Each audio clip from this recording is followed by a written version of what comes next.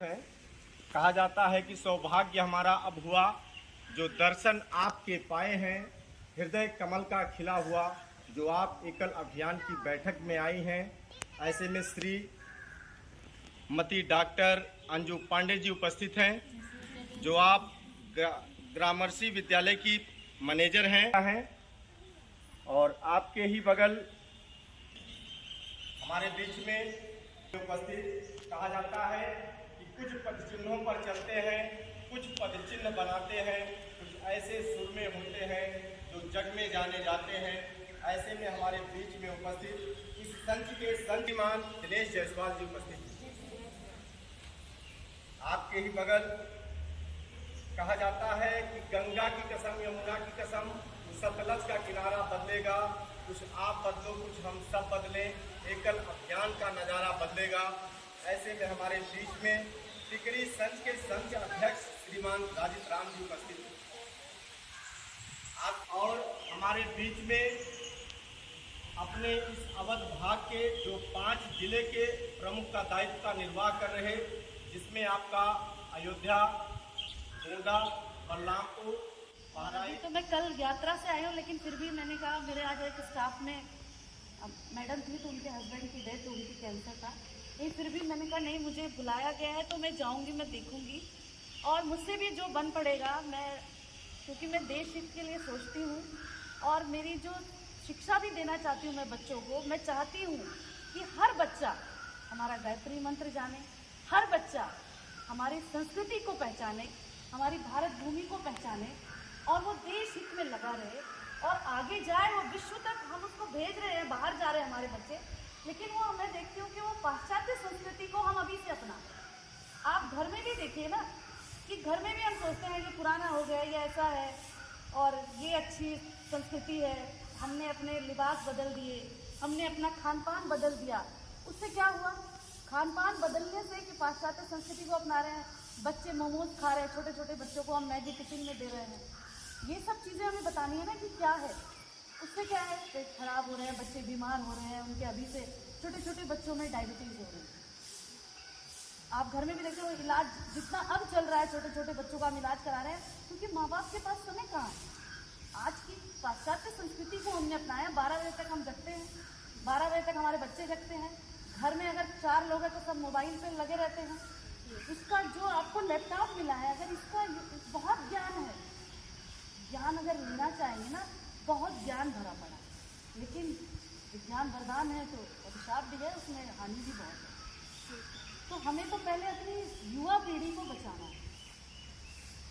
जो हमारी युवा पीढ़ी, कहते हैं ना कि अगर युवा संभल गया, और हमारा देश युवाओं का देश है भारत, देश अपने आप विश्व गुरु बनने में पीछे नहीं है। तो ये जो बच्चे हैं जो आपको मिले हैं, 14 साल तक के बच्चों को आपको शिक्षा देना। मैंने एक डायरी देखी जिसमें काफ़ी नाम लिखे थे, तो मैंने पूछा कि ये बच्चे हैं, तो अगर इनको हमने संभाल लिया तो आगे हमारे 1 लाख अभी बता रहे हैं और 5 लाख का हमने वो किया है कि 5 लाख गांव हमें लेने हैं, इसलिए हमें 5 लाख बनाने हैं। तो अगर हमने ऐसे बनाते चले गए तो हमारी संस्कृति बहुत ही प्रफुल्लित। अभी मोदी जी गए हैं अमेरिका में, तो वहाँ जो भारत माँ के नारे लग रहे हैं, कभी वीज़ा नहीं मिलता था, आज भारत माँ के नारे लग रहे हैं। क्यों? क्योंकि उन्होंने अपनी संस्कृति, उन्होंने वोट बैंक की राजनीति नहीं की, उन्होंने देश हित के लिए जो भी किया है, तो जो ये कार्य है इसमें आप लगे।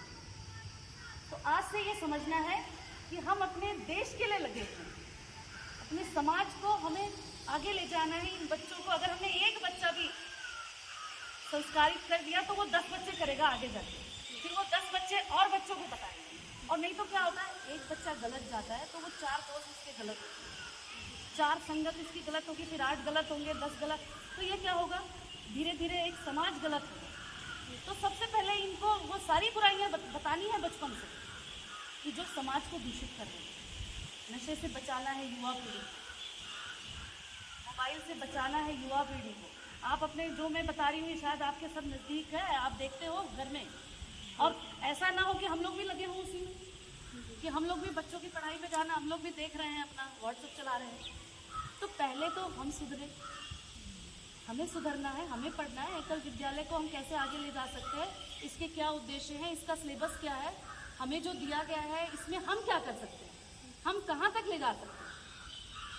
तो सभी लोग एकजुट होकर के, आप लोग तो लगे हुए हैं, शायद काफ़ी दिन से ये चल रहा है, तो सभी लोग एकजुट होकर के, और मैं आप सभी का हृदय से धन्यवाद देती हूँ कि आपने मुझे इस लायक समझा, मुझे यहाँ पर बुलाया। और प्रमुख जी और टिकरी से मैं जान नहीं पा रही हूँ क्योंकि पहली बार है, परिचय पहली बार है, तो मैं आप सभी को एक बार धन्यवाद करती हूँ। और फिर अगर बुलाएंगे तो मैं फिर आऊँगी, जो भी मुझसे हो सकेगा मैं वो करने को तैयार हूँ। अभी वैसे मैं एक वृक्ष लगा के, अभी रुद्राक्ष का लेकर आई थी नेपाल से, तो मैं लगा के आ रही हूँ। मुझे पर्यावरण से बहुत प्यार है, तो आपको ये पर्यावरण की शिक्षा भी बच्चों को देना चाहिए। छोटे छोटे गमले आसपास लगाने चाहिए, क्योंकि आप देख रहे हैं ना कि पेड़ कटते जा रहे हैं। और हमारी संस्कृति, हम पूजा करते हैं ना दुर्गा जी की नवरात्र में, उसमें जौब होते हैं। आदिकाल से, कब से हमने पर्यावरण को बचाना सीखा है अपनी पूजा के माध्यम से। तो हम अगर नवरात्र भी करते हैं तो हम जॉब होके अपने पर्यावरण की सुरक्षा है, उसमें जल रखते हैं, जॉब होते हैं। तो हमें बच्चों को उसके बारे में कि बेटा पेड़ नहीं काटना, नुकसान नहीं करना, पेड़ लगाना।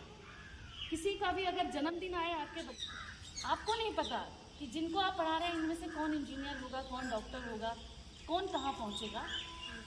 मोदी जी सबसे बड़ा उदाहरण है हमारे देश के प्रधानमंत्री। तो ये जो बच्चे हैं, जो आप एकल विद्यालय के माध्यम से शिक्षित कर रहे हैं, इनमें आप नहीं जान रहे, हर बच्चे में एक प्रतिभा है। उस प्रतिभा को निखारने का काम आपको करना है। हर बच्चे में कोई अच्छा राइटर होगा, कोई अच्छा लेखक बन सकता है, कोई अच्छा कवि बन सकता है। कुमार विश्वास जी को आप सब जानते होंगे, सुनते हैं ना कविता, उनके अंदर वो प्रतिभा थी। टीचिंग के माध्यम से उनके टीचर ने निखारा होगा, सुना होगा, माँ बाप ने सहयोग दिया होगा, उनके अध्यापकों ने उनका सहयोग किया होगा, माँ बाप ने, टीचर ने। तो हम लोग सहयोग करके ऐसी प्रतिभाओं को निकाल सकते हैं। छोटी छोटी बच्चियाँ हैं, अभी भी बहुत सारे घर ऐसे हैं जहाँ पर लड़कियों को पढ़ने नहीं जाने नहीं दिया जाता कि क्या जाओगे, घर में बैठ के ले लो, डिग्री मिल जाएगी, बीए करने मत जाओ, बीएड करने मत जाओ। उसके बाद क्या होता है, उनको लिखना पढ़ना भी ठीक से नहीं आता, डिग्री रहती है उनके पास। तो माँ बाप को भी समझाना है ना कि ये बच्ची है, अगर ये 14 साल के बाद क्या करना है इनको।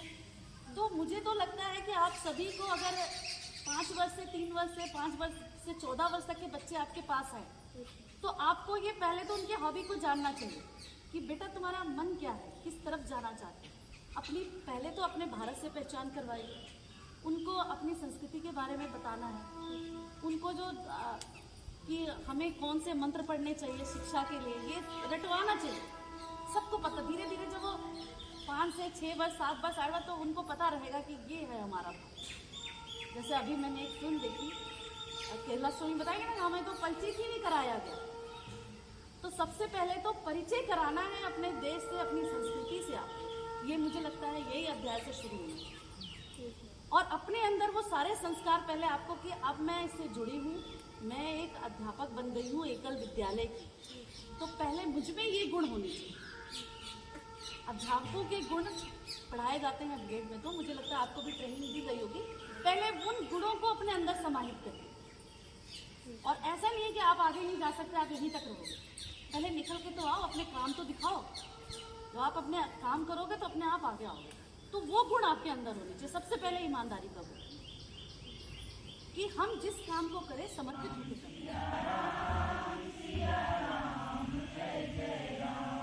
करें। मित्रों, ये कौन नहीं जानता कि शिक्षा किसी भी व्यक्ति के व्यक्तित्व का एक आवश्यक अंग है, लेकिन हमारा दुर्भाग्य है कि भारत की शिक्षा पद्धति व्यक्ति का चरित्र निर्माण नहीं कर रही, उसको नौकर बना रही है। और इसलिए एकल अभियान ने ग्रामवासी को साक्षर बनाने का संकल्प लिया। बच्चों को हम पढ़ाते हैं, संस्कार युक्त शिक्षा देने का हमारा संकल्प है। बच्चा हमारे विद्यालय में पढ़ता है और घर में जाकर अपने माता पिता को साक्षर बनाता है। बच्चा हमारे गांव में इसी प्रकार से संपर्क करता है और गांव की उन्नति के लिए अपने माता पिता को तैयार करता है। इसलिए एकल विद्यालय ग्राम शिक्षा मंदिर में परिवर्तित होता है। 30 बच्चों को हम पढ़ाते हैं और उनके 50